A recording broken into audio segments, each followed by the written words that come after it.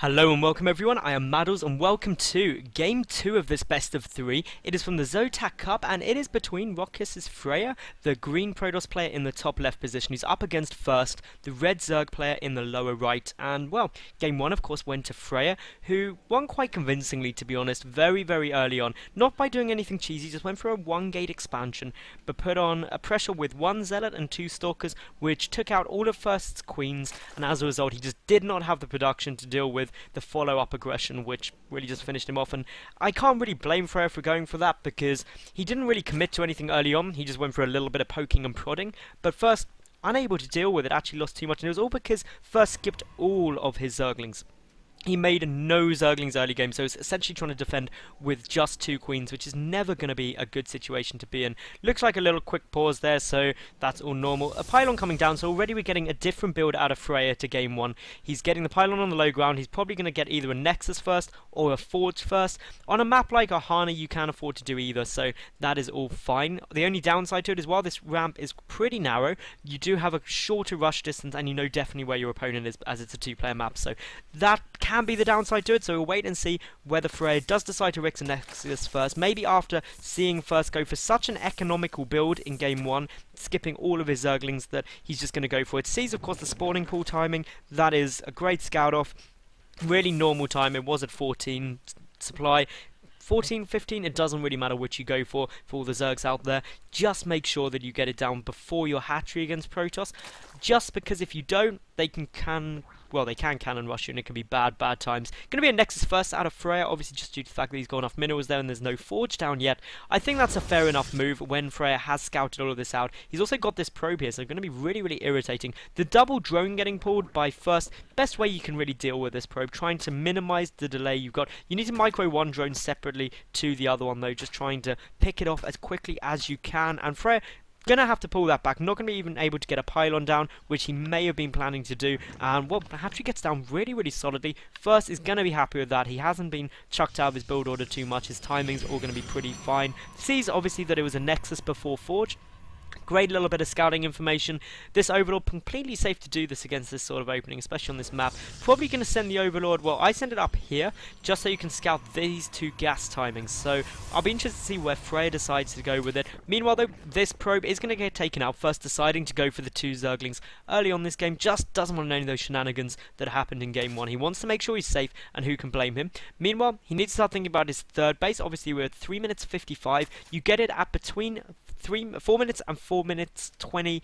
Ideally, you can get it as late as 5 minutes, but you've got to have a damn good reason if you want to do that. Meanwhile, photon cannon coming down for FRAER, the first 2 gas coming up. His Nexus is down, so everything is where FRAER would want it to be. Can't blame him at all. And let me say, guys, while we've got this kind of lull in action, while we just get it all going, the probe unfortunately dying, that, well, it would be great if you could like the video, subscribe, and leave a cool comment, because ultimately, one of the biggest influencing factors on people finding the videos is how many comments and interactions they've got, so likes and dislikes, etc. So if you could do that, that would be absolutely ace, and if you could do it on any of my videos you watch, if you like them obviously, that would be fantastic. And of course, the one thing I did want to promo, I hope you all caught last week, I was doing a week with Dignitas.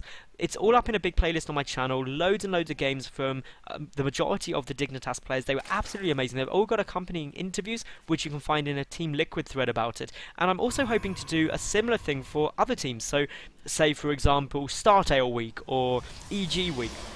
Maybe not straight away, but something that I'd love to do in the future. So do let me know which teams you'd like me to cover, and I'll try and contact them and get that done. Obviously, if you just send a message or tweet to @MadalsSC2 or leave a comment in the TL thread or something, or just a comment below, that'd be absolutely awesome.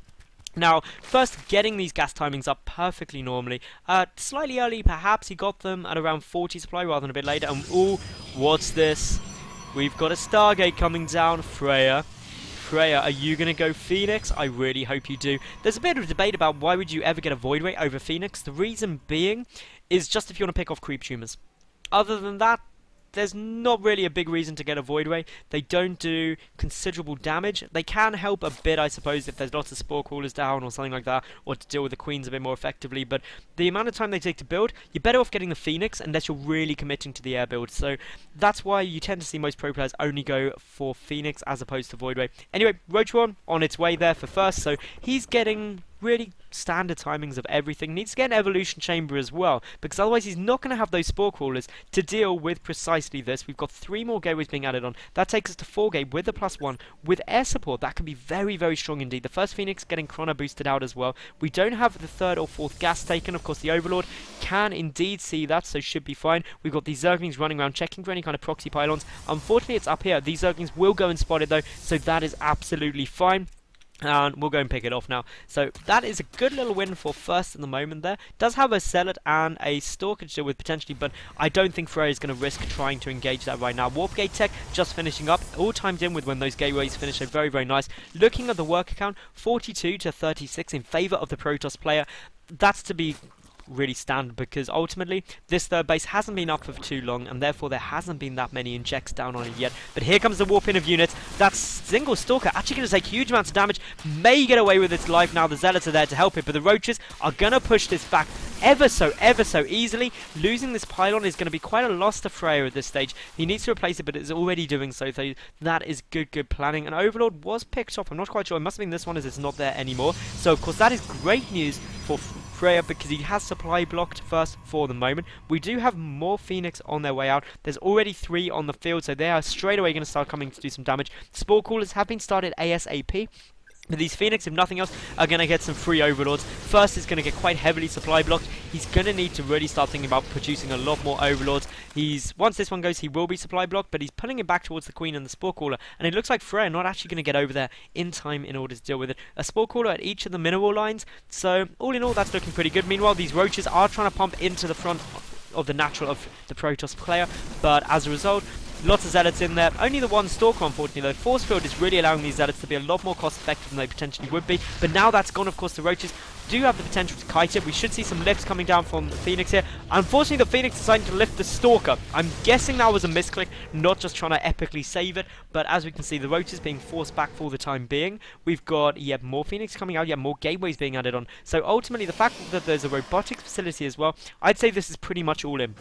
We have, 4, 5, 6, 7 gates with the Robo, with the Stargate. You're going to struggle to take a base with that. I mean, it's pretty much impossible taking your 3rd anytime soon when you're going that aggressively. Some more Overlords going to get taken out. And first, really losing an extreme amount of Overlords all the way through this game. A lift going down on some Roaches, picking those up. And of course, 3 units are always good units to kill. Meanwhile, more Roaches are going to get taken down. The Queen's trying to come over to try and deal with this. But FRAER, he can be exceptionally cost effective by picking off these Roaches just ever so easily. The Queen's going to get lifted as well and take it out. That, of course, denies the injects, denies the extra production provided by those Queens, and that is something the First really cannot afford to do. He's losing so many units, and we can see just how cost effective FRAER is being here, having lost only 750 resources compared to the just over 2,000 for First. Meanwhile, FRAER taking his 3rd base up, so hasn't actually been warping in heavily from all these additional gateways, which has allowed him to do this. The Zergling is going to spot it though, so that is all fine. Meanwhile, the Infestation Pit is coming down somewhere. There we go, the Infestation Pit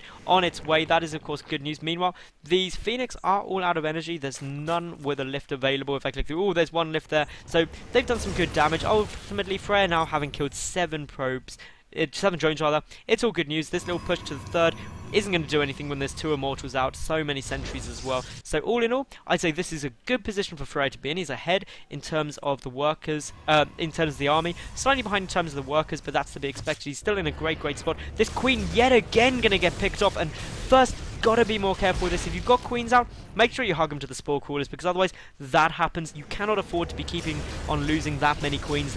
Just the loss of injects, the loss of production are going to be far too much for you to be able to cost effectively engage later on in the game. And of course those lifts didn't actually manage to kill anything because some of the Phoenix weren't engaging, which is really something you cannot afford at this stage of the game. We've got the Spire on its way out. We also have the Infestors, should be coming out soon. There they are started, so that is all good. Meanwhile, more Roaches getting taken down, and just look at this. So much damage being done by FRAER and losing so little. The 4th base on its way down for First. Precisely what he needs to be doing in this situation, because he knows his opponent's got his 3rd base down. You want to stay a base up at every opportunity. Meanwhile, we've got a War Prism just starting in production. We've got more gateways adding on. No gateways down here, interestingly. You see a lot of Protoss players try and wall off through this sort of position with gateways, which is really quite effective strategy in my opinion. Meanwhile, we've got a lot more Spine Crawlers coming down. Clearly, First is worried about something. These Phoenix, though, have done just such a good job of picking apart this army that, well, I think it's going to be a pretty easy push for FRAER. He's got 4 Immortals there. The Phoenix, if they were able to get a lift off on the Infestors, that would be great. But the Infestors get an absolutely money fungal growth off right there. Chain fungling for the win, and basically that is buying time for the Spine Crawlers to get up, which will do a nice little bit of damage. The Infestors are getting pretty low on energy though, so as a result, this army is going to start moving forward. The Zealots took a good amount of damage, but there's nothing on the ground. 22 Zerglings are on their way through right now for FRAER, for First rather. But FRAER, he's got so many Zealots there. He has the +1/1 upgrades, and yeah, GG comes down. FRAER takes this series 2-0. I've got to say, I did slightly predict it just because FRAER is a solid player. But anyway, thank you very much for watching. Please like the video, leave a cool comment and subscribe, and I'll catch you tomorrow for yet another new game. I'm Madals, thank you very much for watching, and bye for now.